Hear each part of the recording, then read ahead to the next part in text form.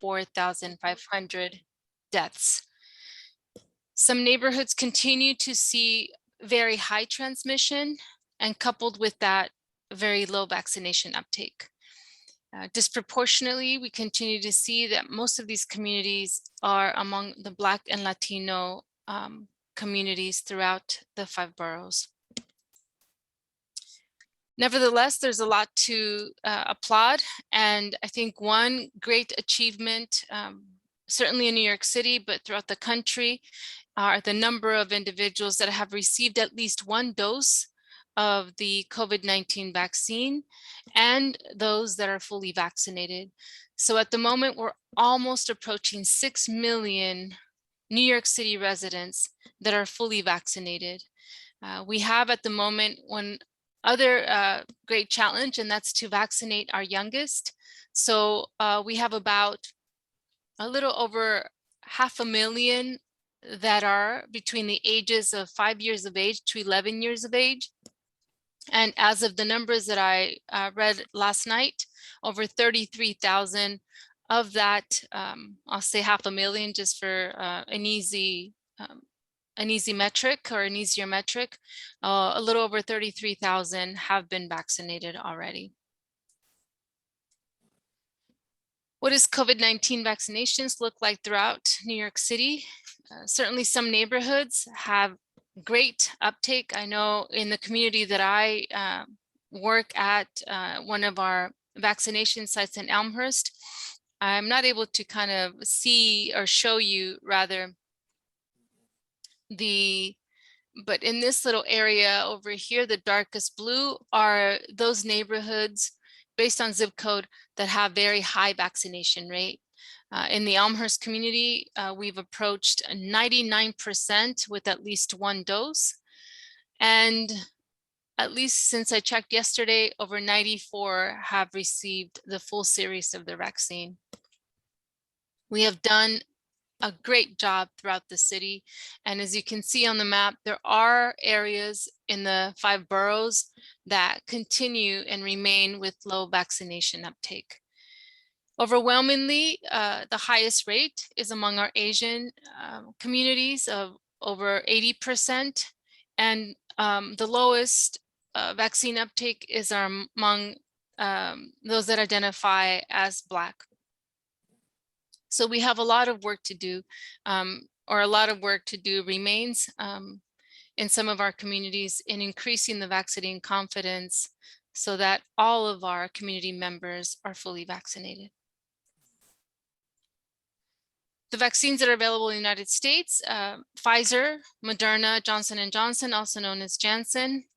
And as mentioned already, as of last week, Thursday, we are able to vaccinate individuals as young as 5 years of age with the Pfizer vaccine. We continue together with the Department of Health, the New York City Department of Health, state agencies and federal agencies continue the safety monitoring of all of the vaccines. Certainly, whenever we have a new emergency use authorization, just as the one that we have for our youngest that are currently able to receive the vaccine, continued safety monitoring. And that's on a daily basis. Everything gets reported into VAERS, and there's a continuous, either with separate entities together with the federal government, state and local entities, daily analyzing that information or anything that gets reported as an adverse event. How well do the vaccines work? We are definitely seeing that in the hospitals, that those individuals that end up being hospitalized due to a COVID-19 infection are overwhelmingly those that are unvaccinated, including the number of deaths that are related to COVID-19 in New York City and throughout the United States, overwhelmingly among the unvaccinated. All 3 vaccines are showing protection or efficacy against the current variants, including the Delta variant, and that is the Delta variant is the most common in New York City.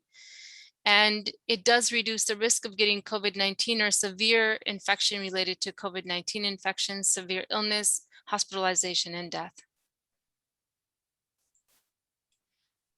Now, there is, at least before the boosters were approved, the recommendation for a third vaccine. Who should get a third vaccine or a third dose of the vaccine? And then in a minute, we'll see the next slide that talks about the booster vaccine or the booster shots.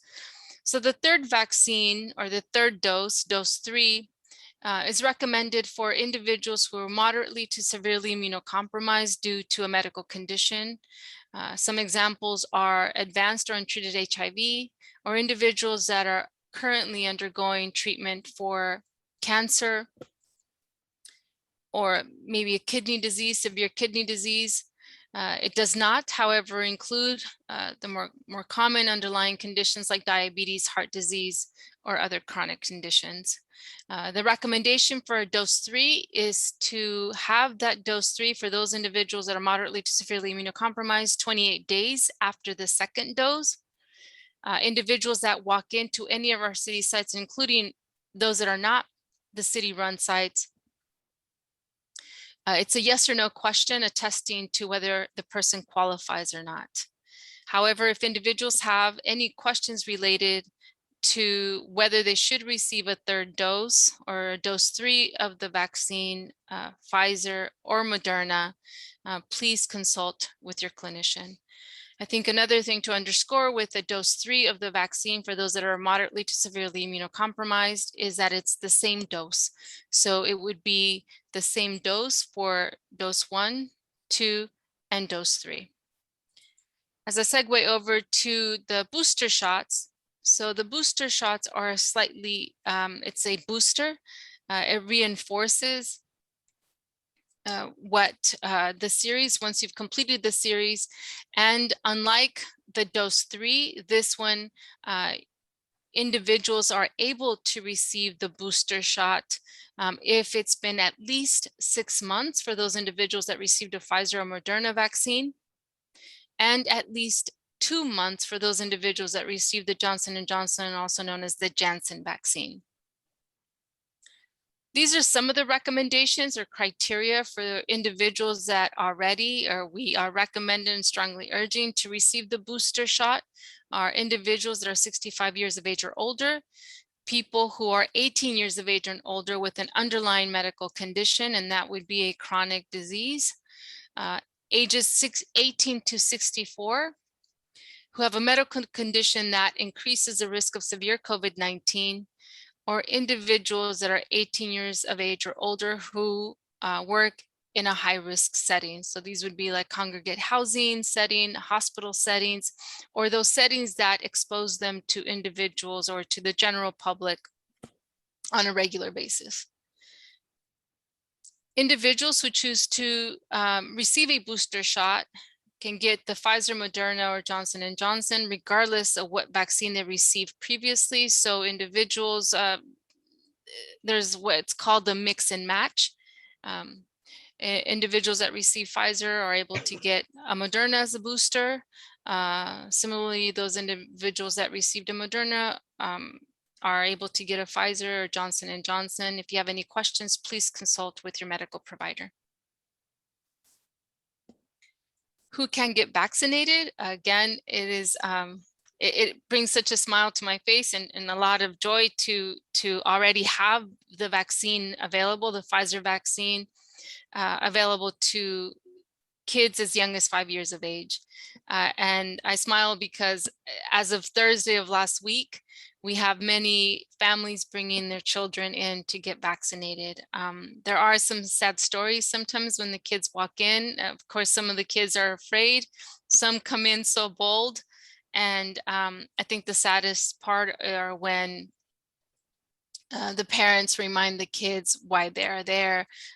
More often it's because they lost a loved one. And the kids kind of sit up straight and roll down their sleeve and are ready to take the vaccine. So yes, I think it is something great to see, to now be for us to now be able to have a vaccine that for our youngest, not only to protect them, but to protect their families. I think that was always a concern even when individuals were fully vaccinated or a household among the adults were fully vaccinated. especially for those families that maybe had older adults that were suffering from a moderate or severe immunocompromise, or an illness that would reduce their immune response. To have the children not vaccinated always presented an additional risk. Additionally, for kids that are going back to school, I think that having a vaccine, or as many of the kids vaccinated, is also a huge advantage. The COVID-19 vaccine remains free or at no cost for some of the individuals that are asked about their health insurance. Certainly from some medical practices, it's to pay for the administrative fee, but all of our New York City mobile units, vaccination sites, the brick and mortar vaccination sites, we don't ask about health insurance. There is a screening question, but individuals can decline to respond.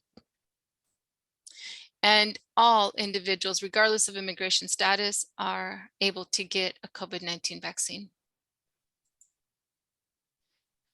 So some questions that we hear often are, we still get these in when we're working on the ground, is, can individuals with underlying health conditions get vaccinated? Yes, absolutely. In fact, those are the individuals we want to assure that they receive the COVID-19 vaccine. It is one of our highest priorities, so we always encourage everyone in all of our community presentations, including when we're doing work on the ground, whether it's to promote the COVID-19 vaccine or to promote flu vaccinations, because it is flu season. We highly encourage those individuals that have underlying conditions to please start their series of the COVID-19 vaccine, or if they're ready and if they qualify, to get their booster shots. Should people who are pregnant, nursing, or are planning to become pregnant receive a COVID-19 vaccine? Absolutely, yes. We are strongly encouraging those individuals that are currently pregnant or planning to become pregnant to please consider receiving a COVID-19 vaccine. If there are any questions related to that, any concerns, we always encourage them to consult with their medical providers. I think the risk of not receiving the COVID-19 vaccine and becoming ill due to a COVID-19 exposure and infection, the risk is much greater of premature birth or severe illness or long-term COVID for those individuals that are pregnant and end up in the hospital. Should I get a COVID-19 vaccine if I've had COVID-19 in the past, or if I've cleared a COVID-19 infection? Yes, absolutely. The COVID-19 vaccine certainly prevents any type of reinfection, including provides protection with the Delta variants or new variants that are currently in transmission or circulating in the community. There are many studies that support that it strengthens our immune system and our immune response. And for those individuals that are not able to, for a medical reason or a medical condition, are not able to receive a COVID-19 vaccine or have an immunocompromised system, for all of those reasons, including getting us closer to ending this pandemic, all of those reasons are to encourage individuals to receive their COVID-19 vaccine. Can I get, these are common questions, and can I get the COVID-19 vaccine if I have allergies? Yes, absolutely. I think the screening questions that we often ask are maybe one that would be a barrier would be if there's ever a medical history of severe allergic reactions that maybe impede breathing. And when individuals do disclose maybe severe allergies, they are observed longer than 15 minutes, at times 30 or longer.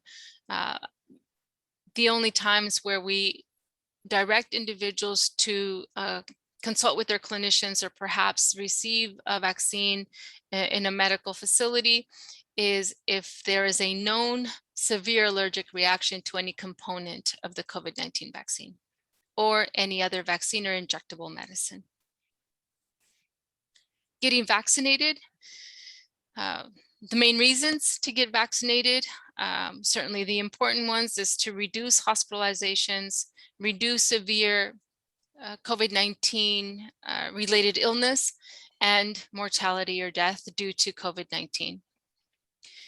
Just as important, it protects those individuals around us. It protects our communities. It allows us to have a more normal, quote unquote, life of being able to enjoy some of indoor restaurants or indoor facilities like gyms or other places. But I think collectively, it does get us closer to ending this pandemic, as mentioned already. Where can we get vaccinated? There are so many locations. I think that one other great thing to applaud, in addition to seeing so much of the uptake throughout the 5 boroughs, even though we still have some pockets where we need a little bit of more work and nudging and confidence building. One thing that we can definitely say is that we can now lean a little bit more on our infrastructure, and that infrastructure are our medical providers. Most of our medical providers now have the vaccine available.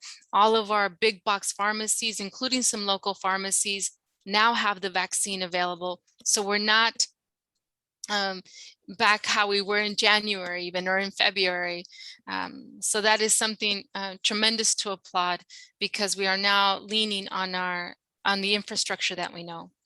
Additionally, we can call the numbers that are available for those individuals that maybe are not able to book an appointment, although no appointments are needed. Most facilities allow walk-ins. Maybe big box pharmacies require an appointment. But I think that's a huge advantage that we've, even if slowly, overcome many of the barriers that we saw early on in the rollout of the vaccine. Just another image to show like how much we've kind of updated or upgraded our vaccine finder.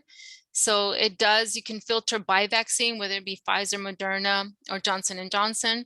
You're also now able to filter by age. So just those sites that currently have the vaccine for the 5 to 11-year-olds. And to do just one more plug for our flu vaccine work, is that you are now able to also find flu vaccine information and find locations that are nearest to your home address or nearest to where you are to receive a flu vaccine, even at the same time as a COVID-19 vaccine. There was a time when we had to wait 2 weeks at least to receive any other vaccine. If we were receiving a COVID-19 vaccine, that is no longer the case. We are able to co-administer certainly the flu vaccine or any other vaccines at the same time that an individual receives their COVID-19 vaccine. I think the proof of eligibility in this case is really pertinent to the younger kids, those that are 5 years of age to 17 years of age. Especially for the 5 to 11 years of age, we recommend that they arrive to our vaccine location with a guardian, a parent, or someone who can attest and be, at least for the moment that they receive the vaccination, as a guardian that can respond and give consent to the COVID-19 vaccine. Otherwise, depending on the site, some locations, as long as the individual is 16 years of age to 17 years of age, somebody on the phone via FaceTime, or sometimes we reach out to parents or guardians, legal guardians, through WhatsApp, some type of handheld device to provide consent. Again, emphasizing that those are for individuals 16 and 17. For anyone less or younger than 16 years of age, so 5 to 15 years of age, the preferred mode of consent is to have a legal guardian accompany them to the vaccination site. Individuals, so for individuals that are receiving, or young kids that are receiving their vaccines at school, a public school, that is, the guardian does not have to be there unless they're very, very young, the young age of 5 to 11. But otherwise, it can be done remotely for the 16 to 17 years of age. Those individuals that are 18 years of age and older can walk in on their own to receive a vaccine. So Pfizer, Moderna, second dose, we need 2 doses to get the protection that the vaccines offer. The second dose must be the same vaccine as the first dose. For Pfizer, it should be 21 days after the first dose. For Moderna, 28 days after the first dose. And for individuals that maybe miss the actual date, please just get it as soon as you can. Some common reactions are, of course, localized pain, localized redness and pain at the site of the vaccine, or the vaccination rather.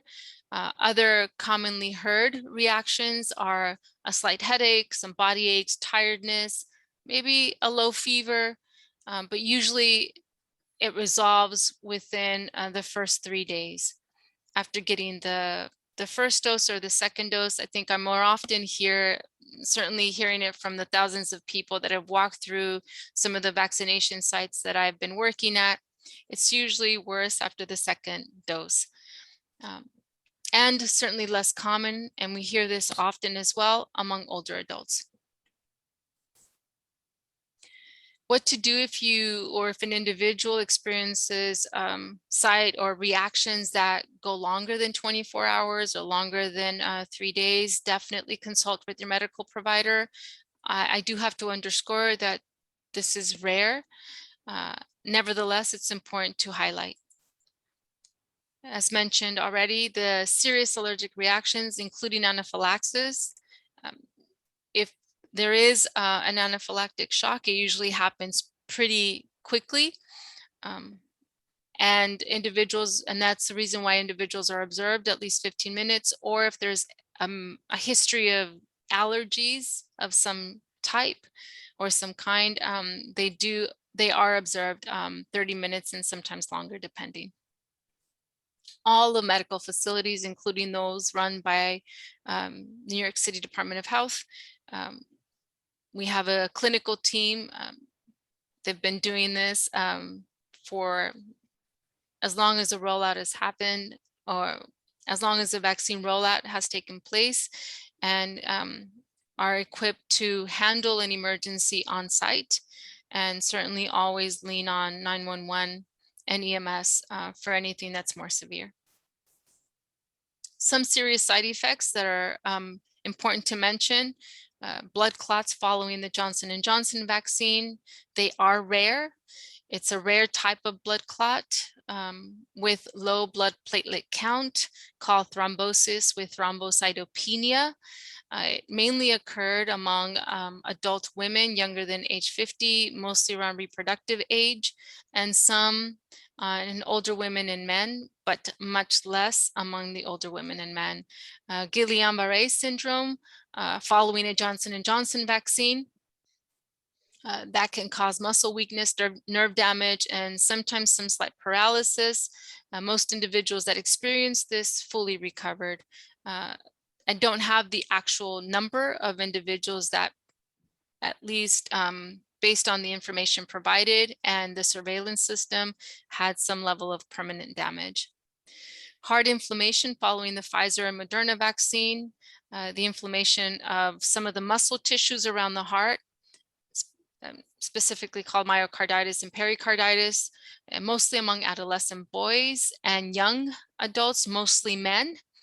But in most of the cases, unless there was already an underlying heart condition that maybe had not been diagnosed, improved without treatment and with substantial rest.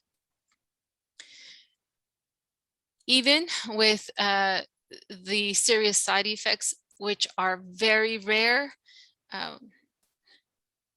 even with that minor and rare risk, the benefits of the vaccine outweigh that risk. And it is strongly recommended that everyone, it says age 12 there, but certainly as young as age 5, to please receive a COVID-19 vaccine. An infection, a COVID-19 infection, especially a long-term, some of the long-term consequences of COVID-19 infection, that risk pales by far, I think, with the benefits that we get with the COVID-19 vaccine. Some post-vaccine guidance. Some activities can be done without a mask and without having to physical distance, especially if it's outdoors. In indoor locations such as schools, public transportation, healthcare facilities, work facilities, it is still required to wear a mask. And I think some of the great things of being fully vaccinated is that individuals do not need to quarantine after an exposure unless they're showing symptoms. And I still recommend it to get a test, especially if the individual is showing symptoms or experiencing symptoms. However, if they are positive or if they have a COVID-19 test that results positive, we still recommend the isolation of 10 days. I'll read the last bullet verbatim, but if an individual has a condition or takes medication that weakens their immune system, again, kind of coming back to that original slide on dose 3, it is recommended to receive the dose 3 for that reason, because of the immune response is so much lower by comparison to an individual that does not have an immunocompromised system. Even the full dose of the vaccine may not provide the full protection that the vaccine on a non-immunocompromised system offers. But please always speak to your medical provider for any additional precautions. And this is almost my last slide is the COVID-19 pandemic has been extremely stressful on anyone, on every single system and infrastructure. So please, please, let's all of us take care of our emotional well-being for our loved ones, for ourselves. NYC Well is available 24 hours a day, 7 days a week. There's also New York Project Hope.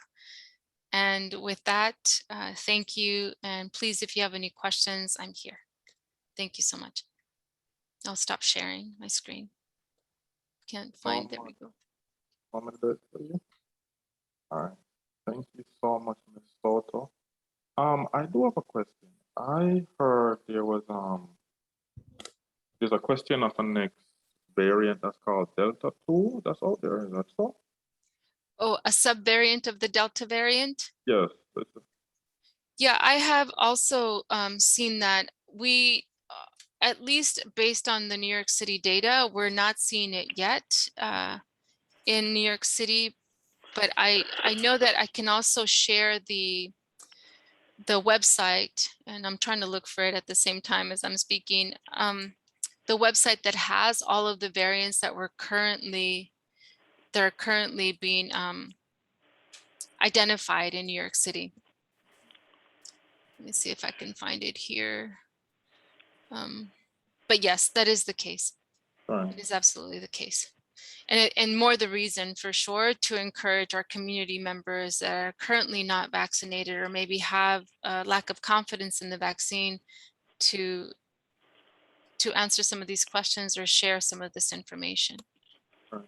But it's not that contagious as Delta itself, right? No?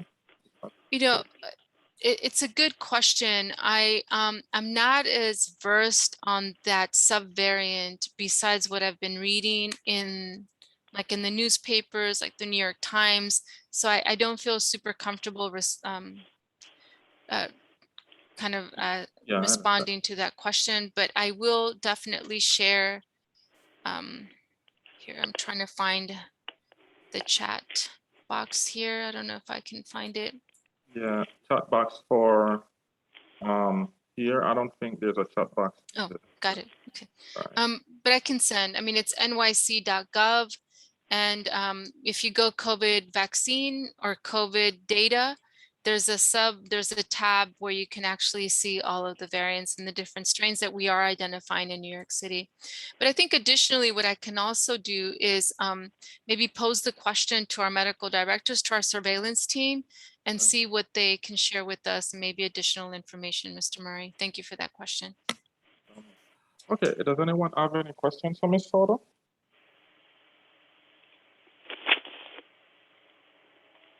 Yes, I have one question, Omar. Yes, Sebastian. Yeah, the booster doses, are they available on those pop-up vaccine sites like those buses and minivans, and one was by the PS24 today? Are the boosters doses available through that? It's a really good question. The answer is yes, but they're not going to have both mRNA vaccines. So there are some buses that will have just the Pfizer and can provide the Pfizer booster or the Pfizer dose 3. And then there are some buses that are equipped with just the Moderna and can provide the booster of the Moderna or the dose 3 of the Moderna. But all of the brick and mortar locations will have at least the city-run sites.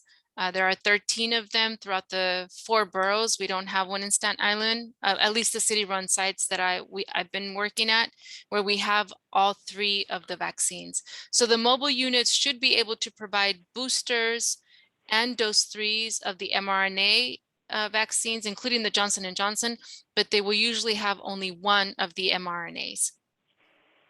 Thank you. Of course. Steve, your hand is up. Hi, thank you for coming to the meeting to present, Ms. Soto.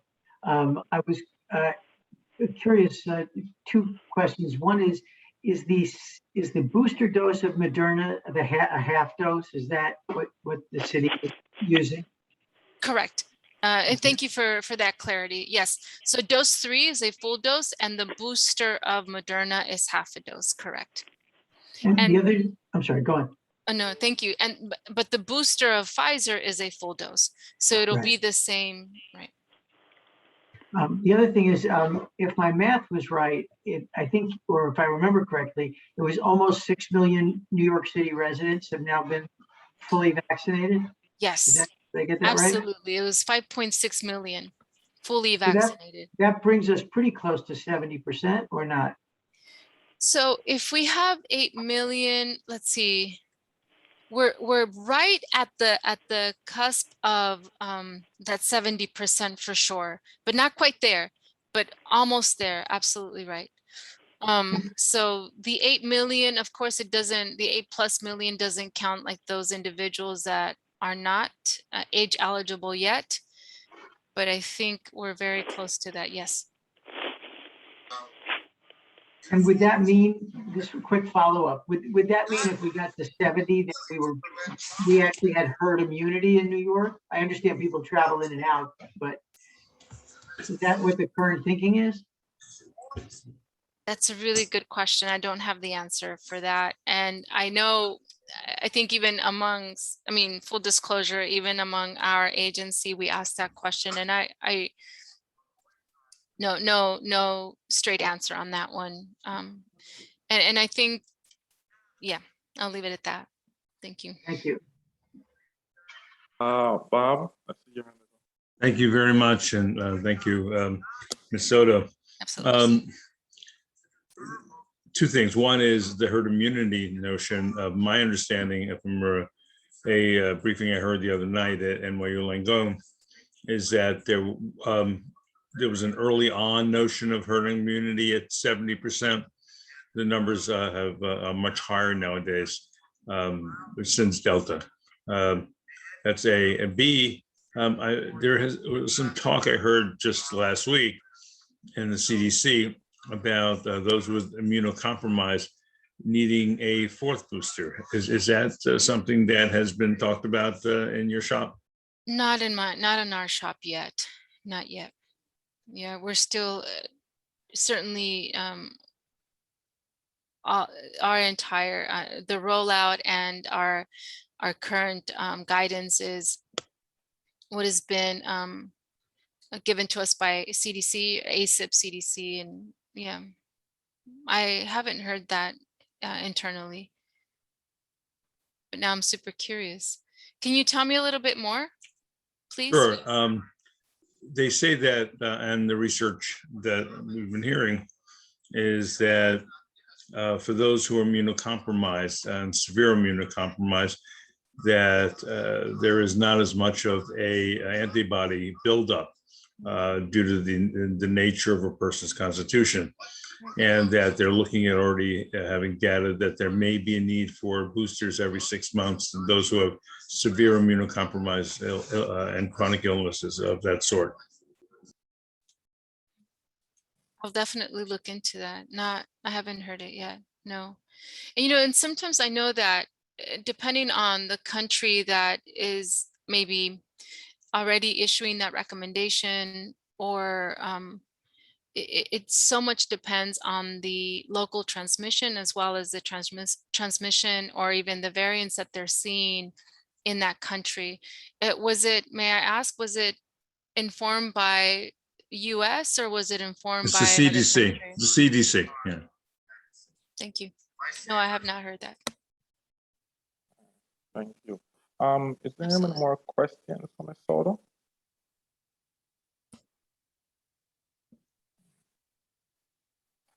All right, thank you so much, Ms. Soto. I want to course, thank absolutely. I want to thank you so much for coming here tonight, and my apologies for you were supposed to come to our October meeting. Right. But yeah, the October meeting was kind of hectic, so I thank you so much for coming Absolutely. tonight and providing this information. Thanks Absolutely. again, okay? Absolutely. And this was timely because in October, I would not have had the information about boosters and the kid vaccines or the child vaccines. So this is perfect. So Right. thank you again, everyone. Bye. Right, Have a thank good you. night. Thank you. Good night.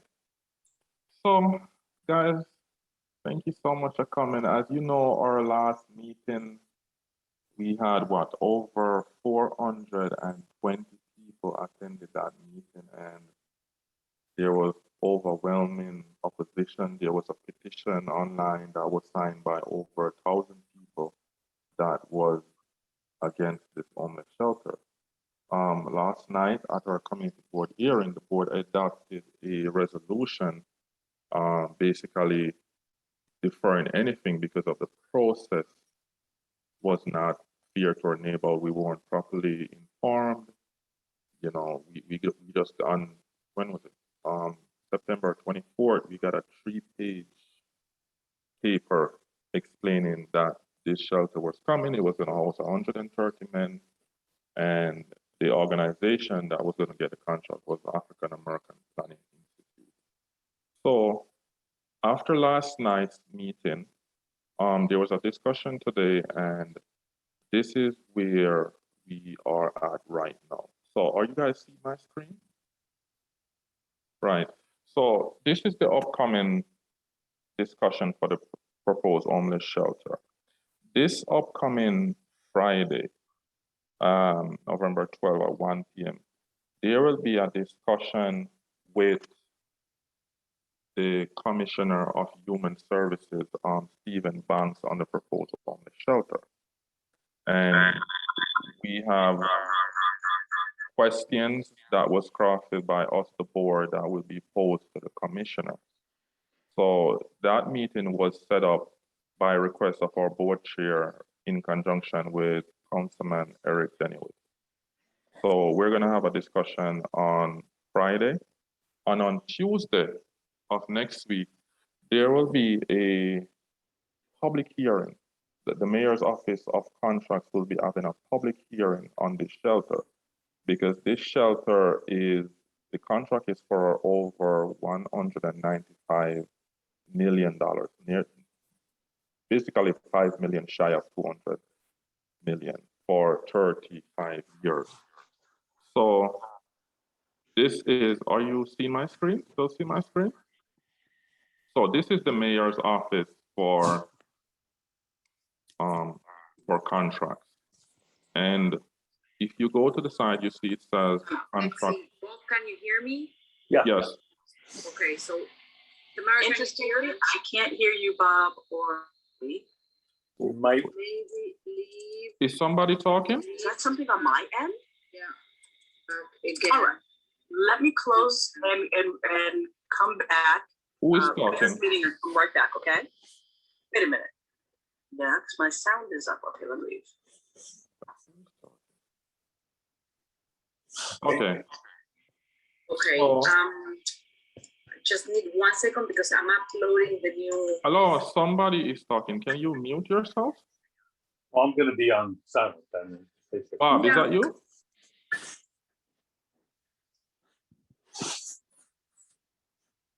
I mean, I'm Hello? going to introduce you. I don't know if you want to Bob. say anything. No, not necessarily. Omar, you should be able to mute him if you I click was on going to the ask you three dots. something. We still want to add to the. We still want to add to the online training that we do for all our people. So let's see if this works now. Can you hear us now? Bob, Bob, can you say something? Can you hear us now? there you go. Bob. Are you guys hearing me? Right? Steve, are you hearing me? Yes. All We right, can good. hear you. All right, good. Thank you. All right, so this is the mayor's office for contract right here. And you see this public hearing is scheduled for next Tuesday at 11 a.m. All right. Now, if you go down to the bottom, you see this number where any one of the public can call in. You see the access number, and you see it says in proposed contract, this is the institute and where they're located, which is in Flatbush, Brooklyn. And you see the term of the contract, which is December 1st, 2021 to June 30th, 2055. And you see the amount that they're going to be rewarding the African American Institute to always be met. So I do want to encourage you to get the information. And if you need additional information, please contact the board office. And, you know, just see if you can go on there. Or I know our board chair, Ms. Falter, will be testifying. You know, and she will be also presenting the resolution that was passed last night by our board. I do want to say that we weren't consulted properly. After my meeting, the land use chair invited the Department of Homeless Services to come twice to his meeting, and they have rejected both of them. They have said they have nothing new to report, but they'd be willing to come to our next meeting. So we're hoping to get more information. And I do want to encourage our residents to keep sending your emails and to keep pushing for more information as to what's going to happen with the shelter. Does anyone have any comments on this?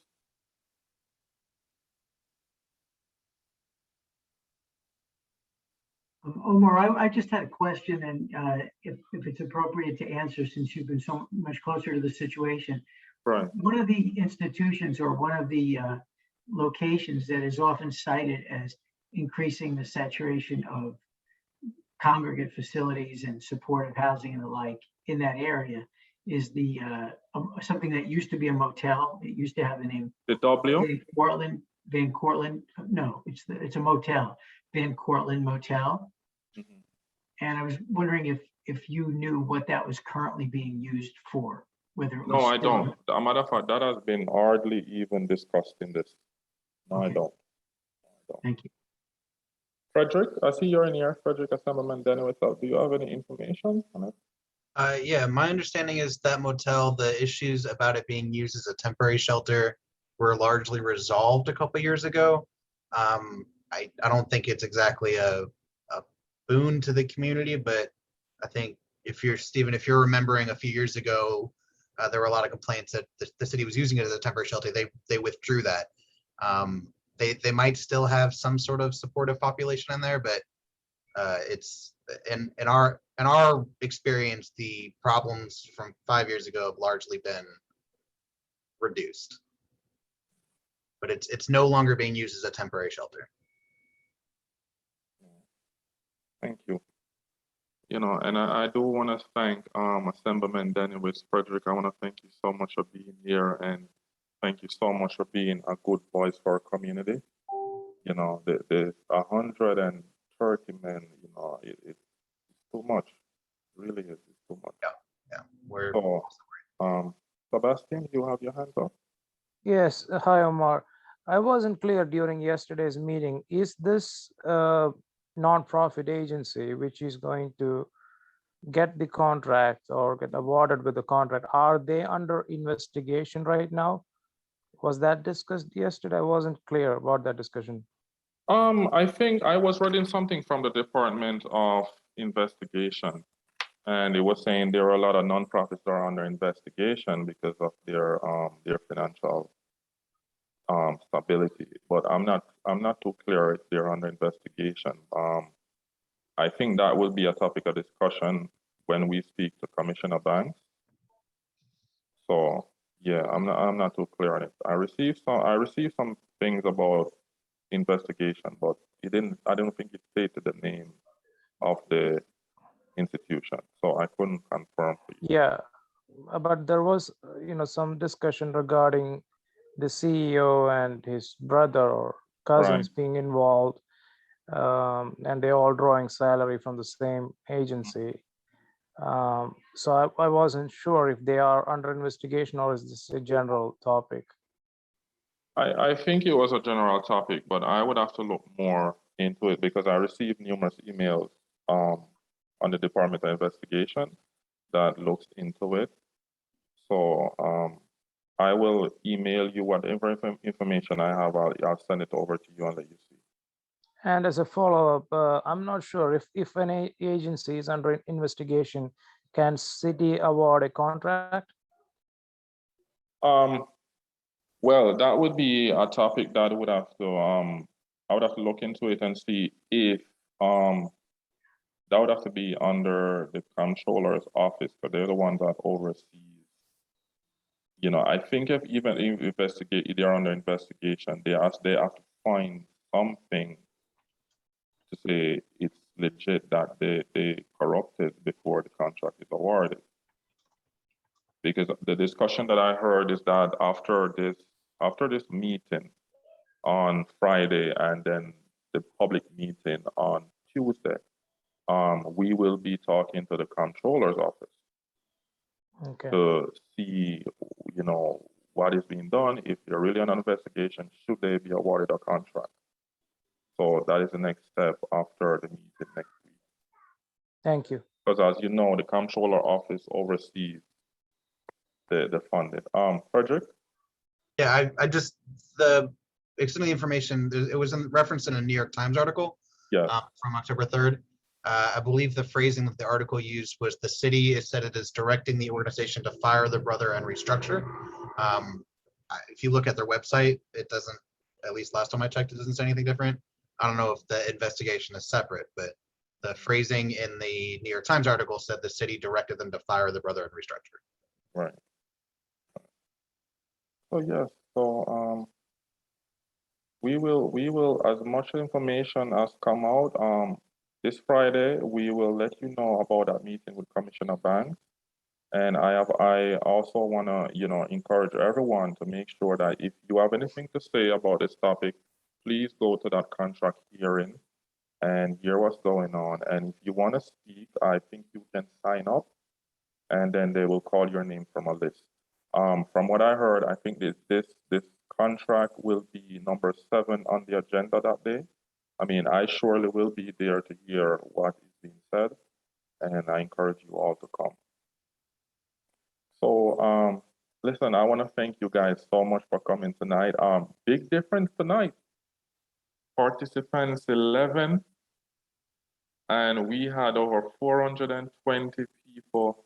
That's a big difference. That's like a 400 difference. So, I want to thank you guys so much for coming tonight. My apologies. Next meeting, I will have all of the minutes to be approved. The last meeting was kind of hectic. It was kind of hard to keep track, but I will get those minutes out at our December meeting. So I want to thank you guys so much. Sylvia, thank you so much for coming. Good to see you tonight. And Steve and everyone, and Bob and Sebastian and Frederick and Pierre and everyone that's here. Thank you guys so much. I really appreciate you attending tonight, okay? Thank you, Omar. All right, thank you. Thank you.